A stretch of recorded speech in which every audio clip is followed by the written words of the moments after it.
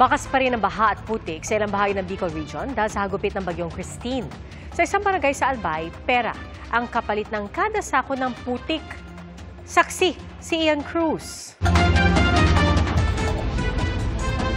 Wala ng pundasyon sa ilalim at pwedeng bumagsak anumang oras ang tulay na ito sa OWAS Albay. Kaya bawal na itong daanan ng mga sasakyan. Mga residente na mismo ang nangangasiwa sa pagbabantay.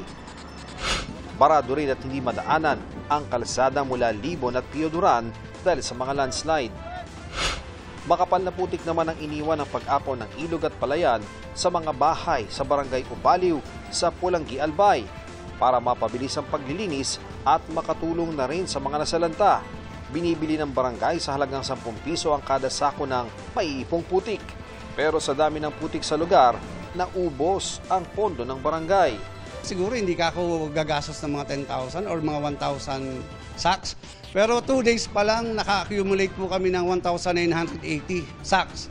So nag-total po siya ng 19,800 po. Tigil na muna kasi yung LGU naman po, nag-provide naman po sa amin ng tupad.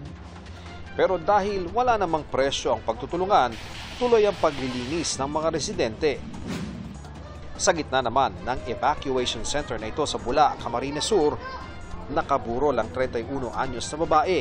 Inatake raw siya sa puso matapos tumaas ang tubig sa evacuation center kung nasaan ang kanyang pamilya. Ayon sa kanyang kapatid, 2 araw pa bago siya nadala sa ospital kung saan na rin siya namatay. Yung tubig nga po, hindi na po kayang duman ng mga ambulansya. Baha pa sa 6 na barangay sa Bula dahil sa bagyong Christine. Kaya nangamba ulit ang mga residente nang muli na namang bumuhos ang malakas na ulan. Takot na po, baka bigla na pong tatas ng tubig. Tulong ang hiling ng mga residente roon. Nagsusumikap naman daw ang LGU na maghatid ng dumarating na tulong.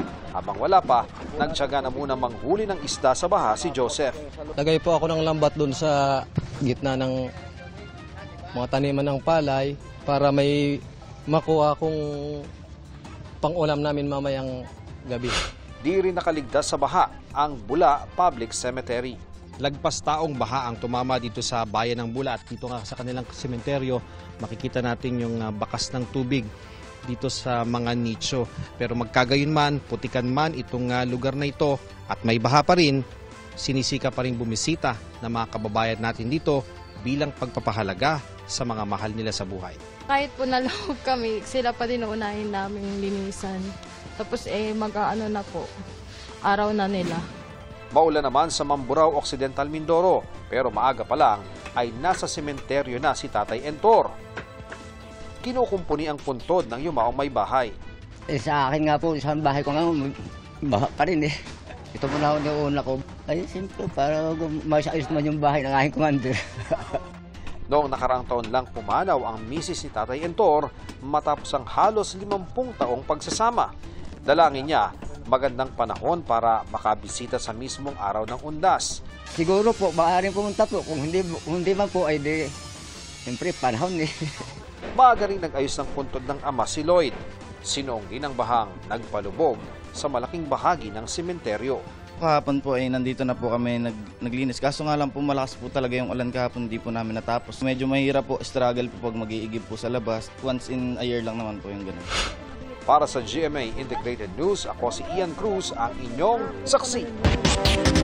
Inaasang aabot sa 2,000 ang mga pasahero sa Parañaque Integrated Terminal Exchange o PITX ngayong bisperas ng All Saints Day. At mula po roon, saksi live si Jamie Santos. Jamie? Pia, kahit palalim na ang gabi, may mga pasahero pa rin dumarating dito sa PITX para umuwi sa kani-kanilang probinsya ngayong undas. Wala naman daw magiging problema dahil sapat ang mga babiyahing bus. Pila-pila ang mga pasahero sa entrada papasok ng PITX ngayong gabi. Sumasailalim sa inspeksyon ang bawat bagaheng dala ng mga pasahero. Dahil tinatayang aabot sa 200,000 passengers ang darating sa maghapon hanggang ngayong gabi dito sa PITX, mahigpit na seguridad ang ipinatutupad sa terminal. Sa Bukana, may police assistance desk at may Philippine Coast Guard na nakaantabay. Bukod sa security ng terminal, may mga umiikot ding PNP personnel. May mga nakabantay ding K9 units. Kahapon, umabot ng 168,000 ang mga pasahero. Ngayong bisperas ng undas, inaasahan na lolobo pa ang bilang na yan ayon sa PITX.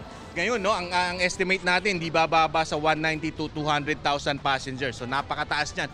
Pagtitiyak ng pamunuan ng PITX, sapat ang mga bus para sa bugso ng mga pasahero. Wala rin daw suspendidong biyahe dahil sa mga nagdaang bagyo. Para mapangalagaan ang kaligtasan ng mga pasahero, may mga random drug test ang bus drivers. Kahapon, 3 bus driver ang nagpositibo sa droga. Kinumpiska ang kanilang lisensya. Sasailalim sila sa confirmatory drug test. Ilan sa mga humahabol sa biyahe ngayong gabi galing pa sa malalayong lugar. Ang mag-asawang ito galing pa sa Baguio at uuwi sa Cavite. Kasi may ginawa pa kami, may inayos lang kami. Galing naman Abra ang mag-anak na ito at tutungo sa Naik. Yung mga laruan niya po at saka yung pagkain niya po. Bumisita sa PITX ang bagong hepe ng NCR Police Office at nag-inspeksyon sa lugar. Sabi niya, 12,000 pulis ang nakadeploy sa Metro Manila para sa undas. Nag-inspeksyon din ang mga opisyal ng MMDA. Sabi nila, pwede nang dumaan sa EDSA ang mga provincial bus hanggang alas 5 ng umaga sa November 4. Pia, pakiusap lamang ng ilang security personnel ay i-ready na o buksan na yung kanilang mga bagahe para tuloy-tuloy ang pasok ng mga pasahero sa terminal at hindi na naiipon sa pila. Live mula rito sa PITX para sa GMA Integrated News, Jamie Santos ang inyong saksi. May mga nagsimula ng dumalaw sa kanilang mga yumaong mahal sa buhay sa Manila North at South Cemetery. At sa isang public cemetery naman sa Marikina, sinibak sa pwesto at sinampa ng reklamo ang administrator at 5 iba pa matapos umanong iligal na hukayin ang ilang labi. Saksi, si Tina Panganiban Perez. Emosyonal at dismayado si Grace sa kanyang pagdalaw sa puntod ng kanyang ina sa Barangka Public Cemetery sa Marikina. Pagdating kasi niya, wala roon ang labi ng kanyang ina at may nakalibing na ring iba. Sobrang sakit po. Kasi siyempre yung tatay ko hindi ko na nakuha tsaka hindi ko na napupuntahan. Tapos ngayon yung mama ko na dito sa malapit na wala pa. Sabi raw ng caretaker kay Grace, kasama ang ina ni Grace sa mga hinukay alinsunod sa ordinansa pero di niya alam kung saan ito dinala. Ang kopya ng ordinansa nakapaskil sa opisina ng administrator ng sementeryo na si Renato Beltran. Nakasaad dito na hanggang 5 taon lang maaaring manatili roon ang mga inilibing. Kung hindi tinanggal ng kaanak ay tatanggalin at ilalagak sa ossuary ng sementeryo. Kanina sako-sako mga buto na tila itinambak lang ang dinatna ng mga tauhan ng Marikina Health Office. Mariin itong kinundena ng Marikina LGU at agad sinibak ang administrator ng sementeryo.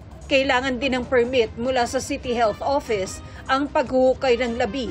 Pero walang maipakita ang pamunuan ng sementeryo. Hindi mga autorisadong paghuhukay ito. Violation of sa sanitation code, sa exhumation na ginagawa. Karamihan sa nakita namin, wala pang permit na kinuha. At nung hinukay, hindi inilagay sa tamang lagayan tulad ng ossuary. Nakakagalit, kinukontena natin ito. Sinampahan na ng reklamong administratibo ng pagpapabaya sa tungkulin at reklamong kriminal dahil sa paglabag sa sanitation code ang administrator ng sementeryo at 5 sepulturero na nagsagawa ng paghuhukay. Ayon sa Marikina LGU, posible ring may iba pang nadamay sa tinatawag nilang galawang sindikato. Pinuputas nila at in-exhume nila yung mga nasa nicho para ipagbili. Pabayaran doon sa gusto magpalibing. Ngayon, ang sabi sa amin, ayon doon sa nakausap ko kaninang isa sa mga nagrereklamo, siningil sila ng 20,000 piso. Sa Manila South Cemetery, mahigit 3,000 pa lang ang dumadalaw hanggang kaninang alas 2 ng hapon. Kaunti pa yan dahil bukas pa ang inaasahang pagdagsa ayon sa pamunuan ng sementeryo. Though hindi maganda yung panahon ngayon, no? Kaya yung iba naman nakarating na kahapon, marami nang pumunta. Pero sabi nga nila, babalik pa rin sila. November 1 ng nakaraang taon, 250,000 ang dumalaw sa sementeryong ito. Kaya payo ni Dee, dumalaw na ngayon o kaya ay agahan ng pagpunta bukas. Nagpaalala rin ang Manila South Cemetery na huwag magdala ng mga bawal. Mga nakalalasing na inumin, bladed items gaya ng kutsilyo at ice pick, malalakas na sound system at saranggola. Mag-clay go o clean as you go na rin daw, bagamat may mga umiikot namang tauhan ng LGU para maglinis at maghakot ng basura. Bukas ito mula 5 a.m. hanggang 7 p.m. Bawal mag-overnight. 25 hectares ang lawak nitong Manila South Cemetery. Dahil bawal ipasok ang mga sasakyan dito, mahirap ikutin kung maglalakad lang. Kaya merong mga ganitong electric vehicle para sa mga bibisita dito sa sementeryo. Mga kapuso, matapos pong tumama ang Bagyong Leon sa southeastern Taiwan, tuloy-tuloy na ang paglayo nito sa ating bansa. Base sa 5 p.m. bulletin ng Pag-asa kanina, signal number 2 na lang sa northern portion ng Batanes. At signal number 1 naman sa natitirang bahagi ng Batanes, Babuyan Islands, northern portion ng mainland Cagayan at northern portion ng Ilocos Norte. At sa Pag-asa ngayong gabi o bukas ng madaling araw, inaasahang lalabas ng PAR ang Bagyong Leon. Sa special weather outlook ng Pag-asa ngayong undas, may tsansa pa rin ng mga kalat-kalat na ulan bukas, November 1, sa ilang bahagi ng northern at central Luzon, Cavite, Batangas, Occidental Mindoro at northern Palawan. November 2 at 3, unti-unti na pong gaganda ang panahon sa halos buong bansa, maliban na lang po sa localized thunderstorms lalo na sa hapon o gabi.